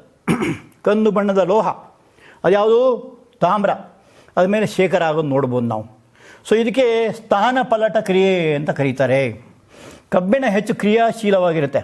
ಇದೇನು ಮಾಡ್ತದೆ, ತಾಮ್ರ ಸಲ್ಫೇಟಲ್ಲಿರುವಂಥ ತಾಮ್ರವನ್ನು ಸ್ಥಾನಪಲ್ಲಟಗೊಳಿಸುತ್ತೆ. ನೋಡಿ ಇಲ್ಲೊಂದು ಚಿತ್ರ ಕಾಣಿಸುತ್ತಾ ನಿಮಗೆ? ಇದು ಕಬ್ಬಿಣದ ಒಂದು ಸಂಕೇತ, ಒಂದು ಚಿತ್ರ. ಇದು ತಾಮ್ರದ ಸಲ್ಫೇಟ್ ಅಂತ ಹೇಳ್ಬಿಟ್ಟು. ಇದು Cu, ಗ್ರೀನ್ ಕಲರ್ Cu. ಇದು SO4 ಸಲ್ಫೇಟ್ ಅಯಾನ್ ಅಂತ ಹೇಳ್ತಾರೆ. ಸೊ ಇಲ್ಲಿ ಕಬ್ಬಿಣ ಒಟ್ಟಿಸಿದಾಗ ನೋಡಿ, ಇದು ಗ್ರೀನ್ ಕಲರ್ ಆಚೆ ಹೋಯಿತು. ಗ್ರೀನ್ ಅಂದರೆ ಯಾವುದು? ತಾಮ್ರ ಆಚೆ ಹೋಯಿತು. ಆವಾಗ ಏನಾಯಿತು, ಇದು ಕಬ್ಬಿಣದ ಸಲ್ಫೇಟ್ ಆಯಿತು. ಫೆರಸ್ ಸಲ್ಫೇಟ್ ಅಂತ ಕರೀತಾರೆ. ಆ ದ್ರಾವಣ ಮಾರ್ಪಡ್ತದೆ. ಸೊ ಇಲ್ಲಿ ರಾಸಾಯನಿಕವಾಗಿ ಕ್ರಿಯಾಪಟುತ್ವ ಹೊಂದಿದಂತಹ ಧಾತುಗಳು ತಮಗಿಂತ ಕಡಿಮೆ ಪಟುತ್ವ ಹೊಂದಿದ ಧಾತುಗಳನ್ನು ಅವುಗಳ ದ್ರಾವಣ ಅಥವಾ ದ್ರವಿತ ಸಂಯುಕ್ತದಿಂದ ಸ್ಥಳಾಂತರಿಸುತ್ತದೆ. ಘನವಸ್ತು ತೊಗೊಂಡ್ರೆ ಆಗೋದಿಲ್ಲ, ದ್ರಾವಣ ತಗೋಬೇಕು. ಇಲ್ಲಿ ನೀವು ಮೈಲ್ ತುತ್ತು ತೊಗೊಂಡು ಅದು ಎಷ್ಟು ಗಂಟೆ ಇಟ್ಟರೂ ಆಗಲ್ಲ, ಅದನ್ನು ನೀರಿಗೆ ಹಾಕಬೇಕು. ಆವಾಗ ದ್ರಾವಣ ಅಂತ ಕರೀತಾರೆ. ಇಂಗ್ಲೀಷಲ್ಲಿ ಸೊಲ್ಯೂಷನ್ ಅಂತ ಕರೀತಾರೆ. ಅಥವಾ ಇನ್ನೊಂದೇನು, ದ್ರವಿತ ಸ್ಥಿತಿ ಅಂತ. ದ್ರವಿತ ಸ್ಥಿತಿಯೂ ಆಗುತ್ತೆ. ಸೊ ಇಲ್ಲಿ ಮೈಲ್ ತುತ್ತು ತೊಗೋಬೇಕು, ಅದಕ್ಕೆ ಸ್ವಲ್ಪ ನೀರು ಹಾಕಬೇಕು, ಅದರೊಂದು ಕಬ್ಬಿಣ ಮೊಳೆ ಇಡಬೇಕು. ಇಟ್ಟಾಗ ಸ್ವಲ್ಪ ಹೊತ್ತಿನಲ್ಲಿ ಚೇಂಜ್ ಆಗೋದು ನೋಡ್ಬೋದು. ನೋಡಿ, ಇದೇ ಚಟುವಟಿಕೆ. ಕಬ್ಬಿಣ ಮೊಳೆ ಇಡಬೇಕು. ಕೆಲವು ನಿಮಿಷದಲ್ಲಿ ಕಬ್ಬಿಣ ಮೊಳೆ ಮೇಲೆ ತಾಮ್ರದ ಲೇಪನ ಉಂಟಾಗುತ್ತದೆ. ಅದೇ ನಿಮಗೆ ಇದನ್ನು ಮಾಡಿದಾಗ, ಅಕಸ್ಮಾತ್ ಫೆರಸ್ ಸಲ್ಫೇಟ್ ಮೇಲೆ ತಾಮ್ರ ಇಟ್ಟಾಗ ಯಾವ ಬದಲಾವಣೆ ಆಗೋದಿಲ್ಲ. ಯಾಕೆ ಅಂದರೆ ತಾಮ್ರ ಕ್ರಿಯಾಪಟುತ್ವ ಕಡಿಮೆ ಇರುತ್ತೆ ಕಬ್ಬಿಣಕ್ಕಿಂತ. ಆದ್ದರಿಂದ ಆ ಕ್ರಿಯೆ ನಡೆಯೋದಿಲ್ಲ. ಅದು ನಡೆಯೋದಿಲ್ಲ ಅಂತ ತೋರ್ಸೋಕ್ಕಿಟ್ಟಿದ್ದು. ಸೊ ಈ ಥರ ನೋಡ್ಬೋದು. ಇನ್ನು ಆಗುತ್ತಾ ನಿಮಗೆ ಕವಚದ ಬಗ್ಗೆ ಹೇಳಿದೆ, KLMN ಅಂತ. ಇನ್ನು ಮುಂದೆ ಕೂಡ ಇದೆ OPQ ಅಂತೂ ಬರ್ತದೆ. ಅದರಲ್ಲಿ ಎಷ್ಟೆಷ್ಟು ಇಲೆಕ್ಟ್ರಾನ್ ಇರುತ್ತೆ ಅಂತ ನಾನು ಸೂತ್ರ ಹೇಳಿದಲ್ಲ, ಅದಕ್ಕೆ ಬೋರ್ ಸೂತ್ರ ಅಂತ ಕರೀತಾರೆ. 2n². N ಅಂದರೆ ಕವಚದ ಸಂಖ್ಯೆ. ಕವಚದ ಸಂಖ್ಯೆ ಅಲ್ಲಿ 1, N = 1 ಆದರೆ K ಕವಚ ಅಂತ ಕರೀತಾರೆ. ಆವಾಗ 2n² ಅಂದಾಗ 2 × 1² ಅಂದೆಷ್ಟಾಗತ್ತೆ? 2 ಆಗುತ್ತೆ. ಎರಡನೇ ಕವಚ N = 2 ಆದಾಗ 2 × 2² ಅದರ ಹೆಸರು L ಕವಚ ಅಂತಾರೆ. 4 2 8 ಆಗುತ್ತೆ. N = 3 ಅಂದರೆ ಮೂರನೇ ಕವಚ. ಆವಾಗ ನಿಮಗೆ 18 ಆಗುತ್ತೆ. N = 4 ಆದಾಗ 2 × 4² 16 32. ಮುಖ್ಯವಾಗಿ 4 ಸಾಕಾಗುತ್ತೆ. ಇನ್ನು ಬೇಕಾದ್ರೆ ನೆಕ್ಸ್ಟ್ 50 ಬರುತ್ತೆ. 5 ಇದ್ದಾಗ, 6 ಇದ್ದಾಗ 72 ಬರ್ತದೆ, 7 ಇದ್ದಾಗ 98 ಆಗುತ್ತೆ. ಇದು ಗರಿಷ್ಠ ಇಲೆಕ್ಟ್ರಾನ್ ಸಂಖ್ಯೆ. ಯಾರು ಮಾಡಿದ್ದಿದ್ದಲ್ಲ ಅಂತ ಕೇಳ್ಬೋದು ನೀವು. ಅದು ಯಾಕೆ ಮಾಡಿದರು ಅಂತ. ಈ ಪರಮಾಣು ಸಂಖ್ಯೆ ಬಗ್ಗೆ ನಿಮ್ಗೆ ಗೊತ್ತಿದೆ. ಇದೆಲ್ಲ ಪರಮಾಣು ಸಂಖ್ಯೆಗಳು. ಆ ಪರಮಾಣು ಸಂಖ್ಯೆಗಳನ್ನು ಏನು ಬೇರೆ ಬೇರೆ ಕವಚದಲ್ಲಿ ಹಂಚಿಕೆ ಮಾಡ್ತಾರೆ. ಉದಾಹರಣೆಗೆ ನಿಮ್ಮ ಕ್ಲಾಸ್ ಟೀಚರ್ ಇರ್ತಾರಲ್ಲ, ಅವ್ರೇನು ಮಾಡ್ತಾರೆ, ಫಸ್ಟ್ ದಿವಸ ಬಂದ ಕೂಡ ಏನು ಮಾಡ್ತಾರೆ, ನಿಮ್ಮನ್ನು ಹೈಟ್ ವೈಸ್ ನಿಲ್ಲಿಸ್ತಾರೆ. ಅಥವಾ ಯಾವುದೋ ಒಂದು ವಿಧಾನದಲ್ಲಿ ಲೈನಾಗಿ ಕೂರಿಸ್ತಾ ಬರ್ತಾರೆ. ಸ್ವಲ್ಪ ದೊಡ್ಡ ಉದ್ದಕ್ಕೆ ಇರೋರನ್ನೆಲ್ಲ ಹಿಂದೆ ಕೂರಿಸ್ತಾರೆ, ಅವ್ರಿಗೆ ಚೆನ್ನಾಗಿ ಕಾಣಿಸುತ್ತೆ ಬೋರ್ಡ್ ಅಂತ. ಚಿಕ್ಕಗಿರೋರನ್ನ ಮುಂದೆ ಕೂರಿಸ್ತಾರೆ ಸಾಮಾನ್ಯವಾಗಿ. ಕೆಲವೊಮ್ಮೆ ಈ ಥರ ಇರ್ತಾರೆ. ಸೊ ಅದೆಲ್ಲ ಹಂಚಿಕೆ ಮಾಡ್ತಾರೆ. ಆಗ ಫಸ್ಟ್ ಬೆಂಚು ಅಂದಾಗ ಅವರು ಅಲ್ಲೇ ಬಂದು ಕೂತ್ಕೊತಾರೆ. ಆ ಥರ ಹಂಚಿಕೆ ಮಾಡಿದಾಗ ಏನಾಗ್ತದೆ, ಸುಲಭವಾಗಿ ಸಿಗುತ್ತೆ. ನಾಳೆ ಬಂದು ಜಗಳ ಆಡೋದಿಲ್ಲ. ಇಲ್ಲೇ ನನ್ನ ಜಾಗ ಅಂತ ಜಗಳ ಆಡ್ತಾರೆ ಅಲ್ವಾ. ಅದು ಜಗಳ ಆಡೋಕ್ಕೆ ಕೊಡೋದು. ಇಲ್ಲಿಯೂ ಅಷ್ಟೇ. ಏನು, 1ನೇ ಬೆಂಚ್ ಇದ್ದಂಗೆ, ಇದು 2ನೇ ಬೆಂಚು, 3ನೇ ಬೆಂಚು, 4ನೇ ಬೆಂಚು ಅಂತ ಹಾಗೆ. ಸೊ ಇಲ್ಲಿ ಉದಾಹರಣೆಗೆ ಜಡಾನಿಲಗಳು ಅಂತ ಇದ್ದಾವೆ. ಜಡಾನಿಲ ಅಂದ್ರೇನು? ಅವುಗಳು ರಾಸಾಯನಿಕವಾಗಿ ತುಂಬ ಜಡವಾಗಿರ್ತವೆ ಅಂತ. ಇಲೆಕ್ಟ್ರಾನ್ ಬಿಟ್ಕೊಡೋದೂ ಇಲ್ಲ, ಇಲೆಕ್ಟ್ರಾನ್ ಪಡೆಯೋದೂ ಇಲ್ಲ. ಅದಕ್ಕೆ ಅವುಗಳಿಗೆ ಜಡ ಅನಿಲಗಳು ಅಂತ ಕರೀತಾರೆ. ಇಂಗ್ಲೀಷಲ್ಲಿ ಇನರ್ಟ್ ಗ್ಯಾಸಸ್ ಅಂತ ಕರೀತಾರೆ. ಉದಾಹರಣೆಗೆ ಆರ್ಗಾನ್ ಅಂತ ಒಂದು ಬರುತ್ತೆ, ಆಮೇಲೆ helium, argon, neon, krypton, xenon ಅಂತ ಇಷ್ಟು ಬರ್ತವೆ. ಅವುಗಳೆಲ್ಲ ಜಡಾನಿಲಗಳು. ಯಾಕಂಗೆ ಕರೀತಾರೆ? ಕೊನೆ ಕವಚದಲ್ಲಿ ಗರಿಷ್ಠ ಇಲೆಕ್ಟ್ರಾನ್ಗಳಿರ್ತವೆ. ಈ ಉದಾಹರಣೆಗೆ ಕೆ ಕವಚದ ಗರಿಷ್ಠ ಅಂದರೆ 2, ಎಲ್ಲಲ್ಲಿ ಗರಿಷ್ಠ ಅಂದರೆ 8. ಸೊ ಗರಿಷ್ಠ ಇಲೆಕ್ಟ್ರಾನ್ ಇದ್ದರೆ ಇಲ್ಲಿ 18. ಗರಿಷ್ಠ ಇದ್ದರೆ ಏನಾಗುತ್ತೆ? ಅವುಗಳು ರಾಸಾಯನಿಕವಾಗಿ ಜಡವಾಗಿರ್ತವೆ. ಉದಾಹರಣೆ, ನೀವು ಬೆಳಗ್ಗೆ ಫುಲ್ಲು ಟಿಫನ್ ಮಾಡಿಬಿಟ್ರೆ ಮತ್ತಿನ್ನು ಕೊಡೋಕ್ಕೆ ಬಂದಾಗ ಅಯ್ಯೋ ಬೇಡಪ್ಪ ಹೊಟ್ಟೆ ತುಂಬಿಬಿಟ್ಟಿದೆ. ಸೊ ಹೊಟ್ಟೆ ತುಂಬಿಬಿಟ್ರೆ ರಾಸಾಯನಿಕ ಕ್ರಿಯೆ ನಡೆಸೋದಿಲ್ಲ. ಸ್ವಲ್ಪ ಕಮ್ಮಿ ಇದ್ರೆ ಏನಾಗುತ್ತೆ? ಇನ್ನು ಬೇಕು ಅನಿಸುತ್ತೆ. ಉದಾಹರಣೆ ಇವುಗಳೆಲ್ಲ ಹಾಗೆ ನೋಡಿ, ಸೋಡಿಯಂನ ಕೊನೆಯಲ್ಲಿ 1 ಬರುತ್ತೆ. 2, 8, 1 ಅಂದರೆ ಕೆ ಯಲ್ಲಿ 2, 8ಅಲ್ಲಿ ಎಲ್ 8, ಎಮ್ಮಲ್ಲಿ 1. ಆಮೇಲೆ ಮೆಗ್ನೀಷಿಯಮ್ ತೊಗೊಂಡಾಗ ಕೊನೆ 2, 2, 8, 2. ಅಲ್ಯೂಮಿನಿಯಂ ತೊಗೊಂಡಾಗ ಕೆ ಯಲ್ಲಿ 2, ಎಲ್ 8, ಎಮ್ಮಲ್ಲಿ 3. ಪೊಟ್ಯಾಷಿಯಮ್ಮಲ್ಲಿ 2, 8, 8, 1 ಕೊನೆಯಲ್ಲಿ. ಕ್ಯಾಲ್ಸಿಯಮ್ಮಲ್ಲಿ 2, 8, 8, 2. ಸೊ ಈ ಇಲೆಕ್ಟ್ರಾನ್ ಏನಿದೆ ಕೊನೆಯ ಕವಚದಲ್ಲಿ ಅದು ಅದರ ಒಂದು ರಾಸಾಯನಿಕ ಪಟುತ್ವವನ್ನು ತೋರಿಸುತ್ತೆ. ಈ ಥರ ವಿವಿಧ ಕವಚಗಳಾಗಿ ಹಾಕೋದಕ್ಕೆ ಇಲೆಕ್ಟ್ರಾನಿಕ್ ವಿನ್ಯಾಸ ಅಂತ ಕರೀತಾರೆ. ಇಲೆಕ್ಟ್ರಾನಿಕ್ ಕಾನ್ಫಿಗರೇಷನ್ ಅಂತ ಇಂಗ್ಲೀಷಲ್ಲಿ ಹೇಳ್ತಾರೆ. ಇದು ಮುಖ್ಯವಾದ ಪ್ರಧಾನ ಕವಚಗಳಾಯಿತು. ಇನ್ನು ಹಾಗೆ ಉಪಕವಚಗಳು ಬರ್ತವೆ. ಉದಾಹರಣೆಗೆ ಎಸ್ ಅಂತ ಇದೆ ಉಪಕವಚ, ಪಿ ಅಂತಿದೆ, ಡಿ ಅಂತಿದೆ, ಎಫ್ ಅಂತ ಇದೆ. ಸೊ ಇದು ಉಪಕವಚಗಳು, ಸಬ್ ಶೆಲ್ಸ್ ಅಂತ ಹೇಳ್ತಾರೆ. ಅದರ ಬಗ್ಗೆ ನೀವು ಲಾಸ್ಟ್ ಕಲ್ತಿದ್ದೀರ.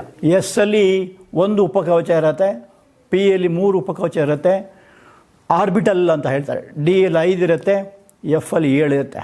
ಇದಕ್ಕೆ ಆರ್ಬಿಟಲ್ಸ್ ಅಂತ ಕರೀತಾರೆ. ಗರಿಷ್ಠ ಇಲೆಕ್ಟ್ರಾನ್ಗೆ ಬಂದು 2 2, 3 6, 5 10, 7 14 ಬರುತ್ತೆ. ಇದು ಗರಿಷ್ಠ ಇಲೆಕ್ಟ್ರಾನ್ ಇರತಕ್ಕಂಥದ್ದು. ಅದ್ರ ಬಗ್ಗೆ ನೀವು ಕಳೆದ ವರ್ಷ ಕಲ್ತಿದ್ದೀರಾ, ಸುಮ್ಮನೆ ಜ್ಞಾಪಿಸಿದೆ ಅಷ್ಟೇ. ಈಗ ಇದು ಬೇರೆ ಬೇರೆ ಪರಮಾಣು ಸಂಖ್ಯೆಗಳು. ಏನಾಗಂದ್ರೆ ಪರಮಾಣು ಸಂಖ್ಯೆ ಅಂದರೆ ಯಾವುದೇ ಒಂದು ಧಾತುವಿನ ಇರತಕ್ಕಂಥ ಪ್ರೋಟಾನುಗಳ ಅಥವಾ ಇಲೆಕ್ಟ್ರಾನ್ಗಳ ಸಂಖ್ಯೆ. ಪರಮಾಣು ಇರುವತಕ್ಕಂಥ ಪ್ರೋಟಾನುಗಳ ಅಥವಾ ಇಲೆಕ್ಟ್ರಾನ್ಗಳು ಅವೆರಡು ಪರಸ್ಪರ ಸಮನಾಗಿರುತ್ತೆ. ಎಲ್ಲಿರ್ತದೆ ಅದು ನಿಮಗೆಲ್ಲ ಗೊತ್ತಿದೆ. ಒಂದು ಪರಮಾಣು ಅಂತ ಹೇಳಿದಾಗ ಅದರಲ್ಲಿ ಮಧ್ಯದಲ್ಲಿ ಬೀಜ ಕೇಂದ್ರ ಅಂತಿರುತ್ತೆ.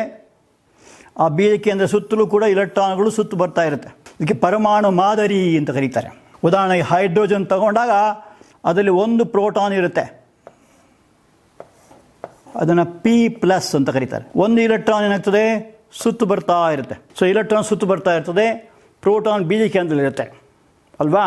ಇನ್ನು ಹಾಗೆ ನೀವು ಜಾಸ್ತಿ ಮಾಡ್ತಾ ಹೋದಾಗ ಜಾಸ್ತಿ ಆಗ್ತಾ ಹೋಗುತ್ತೆ. ಸೊ ಇದು 1ನೇ ಕವಚ ಅಂತಾರೆ. ಹಾಗೆ 2ನೇ ಕವಚ, 3ನೇ ಕವಚ ಬರೆಯುವಂತಾಗುತ್ತದೆ. ಸೊ ಇದಕ್ಕೆ ಇಲೆಕ್ಟ್ರಾನಿಕ್ ವಿನ್ಯಾಸ ಅಂತ ಹೇಳ್ತಾರೆ. ಇದು ಯಾವುದೇ ಒಂದು ಧಾತುವಿನ ಒಂದು ರಾಸಾಯನಿಕ ಕ್ರಿಯೆಯನ್ನು ತೋರಿಸುತ್ತೆ, ಸರಿನಾ. ಹಾಗೆ ಇನ್ನು ಕೆಲವು ಧಾತುಗಳು ನೋಡಿ, ಇದು ಅಲೋಹಗಳು. ನೈಟ್ರೋಜನ್ ಅದನ್ನು ಕನ್ನಡದಲ್ಲಿ ಸಾರಜನಕ ಅಂತ ಕರೀತಾರೆ. ಪರಮಾಣು ಸಂಖ್ಯೆ 7, K ಕವಚದಲ್ಲಿ 2, ಎಲ್ಲಲ್ಲಿ 5.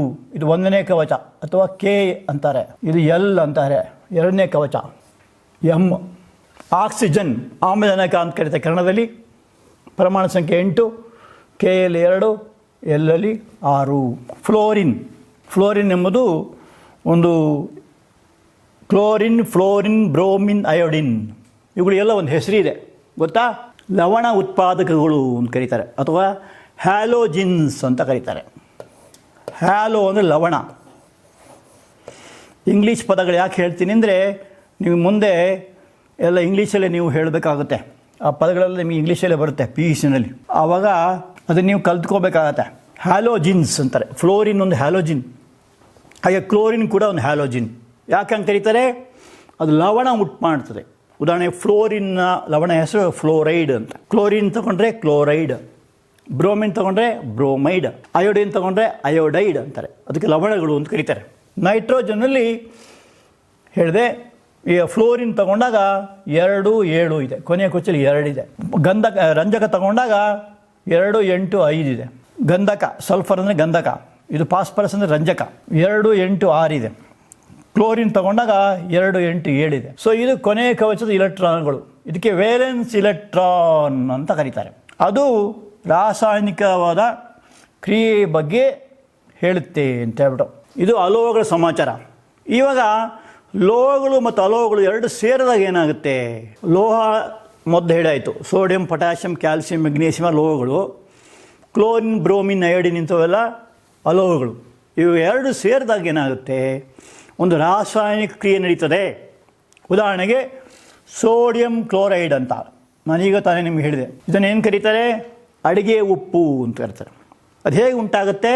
Sodium ಪರಮಾಣುವು chlorine ಪರಮಾಣುವನ್ನು ವರ್ತಿಸಿದಾಗ sodium chloride ಅಂತ ಉಂಟಾಗುತ್ತೆ. NaCl. Na ಅಂದರೆ ಸೋಡಿಯಂ, Cl ಅಂದರೆ ಕ್ಲೋರೈಡ್. ನೋಡಿ, Na ಅಂತ ಹೇಳಿದಾಗ 2 8 1 K ಕವಚ, L ಕವಚ, M ಕವಚ, 1 ಇಲೆಕ್ಟ್ರಾನ್ ಇದೆ, ಅದು ಬಿಟ್ಕೊಡುತ್ತೆ. ಇದಕ್ಕೆ ಇಲೆಕ್ಟ್ರಾನ್ ದಾನಿಗಳು ಅಂತ ಕರೀತಾರೆ. ಈಗ ನಾನು ನಿಮಗೆ ₹1 ಕೊಟ್ಟೆ, ಒಂದು ಚಾಕ್ಲೇಟ್ ಕೊಟ್ಟರೆ ನೀವು ತಗೊಂಡಿರ್ತಾನೆ, ನಮಗೆ ದಾನಿ ಅಂತ ಕರೆಯೋದು. ನೀವು ತಗೊಳ್ಳದೇ ಇದ್ದರೆ ಅದು ನನ್ನಲ್ಲೇ ಉಳಿತದೆ ಅಲ್ವಾ? ಸೊ ಲೋಹಗಳೆಲ್ಲ ಕೊಡ್ತಾ ಹೋಗ್ತದೆ. ಸೊ ಲೋಹಗಳಂದ್ರೆ ಏನು? ಇಲೆಕ್ಟ್ರಾನ್ ದಾನಿಗಳು. ಎಲ್ಲಿರ್ತದೆ ಇಲೆಕ್ಟ್ರಾನ್ಗಳು? ಕೊನೆ ಕವಚದಲ್ಲಿ ಇರುತ್ತೆ. ಆ ಕೊನೆ ಕವಚ ಇಲೆಕ್ಟ್ರಾನ್ ಬಿಟ್ಕೊಡ್ತೇವೆ. ಉದಾಹರಣೆ ಸೋಡಿಯಂ 1 ಬಿಟ್ಕೊಡುತ್ತೆ. ಆ ಬಿಟ್ಕೊಟ್ಟದನ್ನು ಯಾರು ಪಡಿತಾರೆ? ಕ್ಲೋರಿನ್. ಇದಕ್ಕೆ ಇಲೆಕ್ಟ್ರಾನಿಕ್, ಇದು ದಾನಿ ಅಂದರೆ ಕೊಡುವಂಥದ್ದು, ಹಾಗೆ ಪಡೆಯುವಂಥದ್ದು. ಉದಾಹರಣೆಗೆ ಕ್ಲೋರಿನ್, ಬ್ರೋಮಿನ್ ಇವೆಲ್ಲ ಪಡೀತವೆ. ಅವು ಏನು ಯಾಕೆ ಪಡಿತವೆ? ಇಲ್ಲಿ 7 ಇದೆ ನೋಡಿ, ಇಲ್ಲಿ 1 ಇದೆ, ಇಲ್ಲಿ 7 ಇದೆ. ಇವುಗಳು ಕಾಯ್ತಾ ಇರ್ತವೆ ಯಾರು ಸಿಗ್ತಾರೆ ಅಂತ ಹೇಳ್ಬಿಟ್ಟು. ಸೊ ಇವುಗಳಿಗೆ ತುಂಬ ಹಸಿವಾಗಿರುತ್ತೆ, ಇವುಗಳಿಗೆ ಜಾಸ್ತಿ ಆಗಿರುತ್ತೆ. ಇವು ಬಿಟ್ಕೊಡುತ್ತೆ, ಪಡೆಯುತ್ತೆ. 2 ಸೇರಿದಾಗ ಏನಾಗ್ತದೆ? ಇದು ಕ್ಲೋರಿನ್ ತಗೊಂಡಾಗ ಕ್ಲೋರೈಡ್ ಅಯಾನ್ ಅಂತ ಆಗುತ್ತೆ. ಇಲ್ಲಿ ಬಿಟ್ಟುಕೊಟ್ಟಾಗ ಸೋಡಿಯಂ ಅಯಾನ್ ಅಂತ ಆಗುತ್ತೆ. ಈ ಸೋಡಿಯಂ ಅಯಾನು ಮತ್ತು ಕ್ಲೋರೈಡ್ ಅಯಾನ್ ಸೇರಿದಾಗ ಸೋಡಿಯಂ ಕ್ಲೋರೈಡ್ ಅಂತ ಉಂಟಾಗುತ್ತೆ. ಸೊ ಅದನ್ನೇ ಇಲ್ಲಿ ಕೊಟ್ಟಿಯ ನೋಡಿ, 11 ಪ್ರೋಟಾನ್ ಇದೆ, 11 ಇಲೆಕ್ಟ್ರಾನ್ ಇದೆ ಸೋಡಿಯಂನಲ್ಲಿ, ಪರಮಾಣು ಸಂಖ್ಯೆ 11 ಅಂತ. ಅದರಲ್ಲಿ ರಾಸಾಯನಿಕ ಕ್ರಿಯೆ ಮಾಡುವಾಗ ಕೊನೆಯ ಕವಚದಲ್ಲಿ 1 ಇಲೆಕ್ಟ್ರಾನು ಕಳ್ಕೊಳ್ತದೆ ಸೋಡಿಯಂ, ಆವಾಗ ಸೋಡಿಯಂ ಅಯಾನ್ ಅಂತ ಆಗುತ್ತೆ. ಕ್ಲೋರಿನ್ನು 1 ಇಲೆಕ್ಟ್ರಾನ್ ಪಡೀತದೆ, ಆವಾಗ ಕ್ಲೋರೈಡ್ ಅಂತ ಆಗುತ್ತೆ. ಅವು 2 ಕ್ರಿಯೆಯಿಂದ ಏನಾಗುತ್ತೆ? ಸೋಡಿಯಂ ಕ್ಲೋರೈಡ್ ಅಂತ ಆಗುತ್ತೆ. ನೋಡಿ, ಇಲ್ಲಿ ಸೋಡಿಯಂನಲ್ಲಿ 11 ಪ್ರೋಟಾನು 11 ಇಲೆಕ್ಟ್ರಾನ್ ಇರ್ತದೆ. ರಾಸಾಯನಿಕ ನಡೆಯುವಾಗ ಕೊನೆಯ ಕವಚ ಇರುವಂಥ 1 ಇಲೆಕ್ಟ್ರಾನ್ ಬಿಟ್ಟುಕೊಡುತ್ತೆ, ಆವಾಗ ಅದು ಸೋಡಿಯಂ ಅಯಾನ್ ಅಂತ ಆಗುತ್ತೆ. ಹಾಗೆ ಕ್ಲೋರಿನಲ್ಲಿ 17 ಪ್ರೋಟಾನ್ 17 ಇಲೆಕ್ಟ್ರಾನ್ ಇರ್ತದೆ. ಆ 1 ಇಲೆಕ್ಟ್ರಾನ್ ಏನಿದೆ ಸೋಡಿಯಂದು ಕ್ಲೋರಿನಿಗೆ ಬರುತ್ತೆ, ಆವಾಗ 2 8 7 ಇದ್ದದ್ದು 2 8 8 ಅಂತ ಆಗತ್ತೆ. ಆವಾಗ ಅದು ಅಷ್ಟಮ ಜೋಡಣೆ ಅಂತ ಕರೀತಾರೆ, ಅಥವಾ ರಾಸಾಯನಿಕವಾಗಿ ಜಡ ಆಗುತ್ತೆ. ಆವಾಗ ಹೊಸ ವಸ್ತು ಉಂಟಾಗುತ್ತೆ, ಅದರ ಹೆಸರು ಸೋಡಿಯಂ ಕ್ಲೋರೈಡ್ ಅಂತ ಹೇಳ್ಬಿಟ್ಟು. ಇಂಥ ಒಂದು ಇದಕ್ಕೆ ಏನಂತಾರೆ, ಈ ಅಷ್ಟಮ ಜೋಡಣೆ ಆಗುತ್ತೆ, ಪರಸ್ಪರ ಆಕರ್ಷಿಸಲ್ಪಡ್ತದೆ. ಪರಸ್ಪರ ಆಕರ್ಷಿಸಲ್ಪಟ್ಟಾಗ ಕೊನೆಯ ಕವಚವಿರುವ 7 ಇಲೆಕ್ಟ್ರಾನ್ಗಳು ಸೋಡಿಯಂನ 1 ಇಲೆಕ್ಟ್ರಾನ್ ವರ್ತಿಸಿ ಅಷ್ಟಮ ಜೋಡಣೆ ಆಗುತ್ತೆ. ಅಷ್ಟಮ ಅಂದರೆ 8 ಅಂತ. ಆಗ ಏನಾಗ್ತದೆ? ಒಂದು ಸ್ಥಾಯಿ ವಿದ್ಯುತ್ ಆಕರ್ಷಣ ಬಲ, ಇಲೆಕ್ಟ್ರೋಸ್ಟ್ಯಾಟಿಕ್ ಫೋರ್ಸ್ ಅಂತ ಕರೀತಾರೆ ಇಂಗ್ಲೀಷಲ್ಲಿ. ಆಕರ್ಷಣ ಬಲ ಆಗುತ್ತೆ. 1 ಇಲೆಕ್ಟ್ರಾನ್ ಬಿಟ್ಕೊಡೋದು, 1 ಇಲೆಕ್ಟ್ರಾನ್ ಪಡೆಯೋದು, ಇದರಿಂದಾಗಿ ಹೊಸ ವಸ್ತು ಉಂಟಾಗುತ್ತೆ. ಯಾವ ವಸ್ತು ಉಂಟಾಯ್ತು ಇಲ್ಲಿ? ಸೋಡಿಯಂ ಕ್ಲೋರೈಡ್ ಉಂಟಾಗುತ್ತೆ. ಈ ರೀತಿ ಇಲೆಕ್ಟ್ರಾನ್ಗಳು ಲೋಹದಿಂದ ಅಲೋಹಕ್ಕೆ ವರ್ಗಾವಣೆ ಆಗೋದಕ್ಕೆ ಏನಂತಾರೆ? ಅಯಾನಿಕ ಸಂಯುಕ್ತಗಳು ಅಂತ ಕರೀತಾರೆ, ಅಥವಾ ಇಲೆಕ್ಟ್ರೋವ್ಯಾಲೆಂಟ್ ಕಾಂಪೌಂಡ್ಸ್ ಅಂತ ಕರೀತಾರೆ. ಅಯಾನಿಕ ಸಂಯುಕ್ತಗಳು ಅಂತ ಕರೀತಾರೆ, ಇಲೆಕ್ಟ್ರೋವ್ಯಾಲೆಂಟ್ ಕಾಂಪೌಂಡ್ಸ್ ಅಂತ ಕರೀತಾರೆ. ಸೊ ಇದು ಈ ಒಂದು ಇಲೆಕ್ಟ್ರಾನ್ ವರ್ಗಾವಣೆಯಿಂದ ಉಂಟಾಗುವಂಥವು, ಅದು ಇಲೆಕ್ಟ್ರೋವ್ಯಾಲೆಂಟ್ ಕಾಂಪೌಂಡ್ ಅಂತ ಕರೀತಾರೆ. ಇನ್ನು ಅದರ ಲಕ್ಷಣ ನೋಡೋಣ. ಒಂದೇ ಲಕ್ಷಣ ಏನಂದರೆ ಅವುಗಳ ಭೌತಿಕ ಸ್ಥಿತಿ. ಅವುಗಳ ಹೆಚ್ಚಿನವುಗಳು ಘನವಸ್ತುಗಳಾಗಿರ್ತವೆ. ಉದಾಹರಣೆಗೆ sodium chloride, potassium chloride, magnesium chloride ಎಲ್ಲ. ಮತ್ತು ಅವುಗಳೆಲ್ಲ ಬಿದುರವಾಗಿರ್ತದೆ. ಬಿದುರ ಅಂದರೆ ಏನರ್ಥ? ಬಿದ್ದರೆ ಪುಡಿ ಆಗುತ್ತೆ, ಗಟ್ಟಿಯಾಗಿರುತ್ತೆ. ಒತ್ತಡ ಹಾಕಿದಾಗ ಪುಡಿ ಆಗುತ್ತೆ. ಎರಡನೇದಾಗಿ ಅಯಾನಿಕ ಸಂಯುಕ್ತಗಳು ಅವುಗಳ ಕರಗುವ ಬಿಂದು, ಇಂಗ್ಲೀಷಲ್ಲಿ ಮೆಲ್ಟಿಂಗ್ ಪಾಯಿಂಟ್ ಅಂತ ಕರೀತಾರೆ. ನಾನು ನಿನ್ನೆ ಅದನ್ನು ಹೇಳಿದ್ದೀನಿ. ಒಂದು ಘನ ವಸ್ತು ಕರಗಿ ದ್ರವ ಆಗೋದಕ್ಕೆ ಏನಾಗ್ತದೆ? ಮೆಲ್ಟಿಂಗ್ ಪಾಯಿಂಟ್ ಅಂತ ಕರೀತಾರೆ. ಮತ್ತು ಕುದಿಯುವ ಬಿಂದು, ಅದಕ್ಕೆ ಇಂಗ್ಲೀಷಲ್ಲಿ ಬಾಯ್ಲಿಂಗ್ ಪಾಯಿಂಟ್ ಅಂತ ಕರೀತಾರೆ. ಅದು ಜಾಸ್ತಿ ಹೊಂದಿರ್ತದೆ ಅಂತ ಹೇಳ್ಬಿಟ್ಟು ಹೆಚ್ಚಿನ ಒಂದು melting point and boiling point ಹೊಂದಿರ್ತದೆ. ಇವುಗಳೆಲ್ಲವೂ ಕೂಡ ನೀರಿನಲ್ಲಿ ಕರಗುತ್ತವೆ. ಉದಾಹರಣೆಗೆ ಉಪ್ಪು ತಗೊಂಡ್ರೆ ತಕ್ಷಣ ಕರಗುತ್ತೆ, ತಾಮ್ರ ಸಲ್ಫೇಟ್ ತಗೊಂಡ್ರೆ ತಕ್ಷಣ ಕರಗುತ್ತೆ. ಸೊ ಆದರೆ ಸಾವಯವ ದ್ರವಗಳಾದ ಸೀಮೆ ಎಣ್ಣೆ, ಪೆಟ್ರೋಲ್ನಲ್ಲಿ ಕರಗುವುದಿಲ್ಲ. ಸೀಮೆ ಎಣ್ಣೆ ಹಾಕಿ ಕರಗೋದಿಲ್ಲ ಇವು.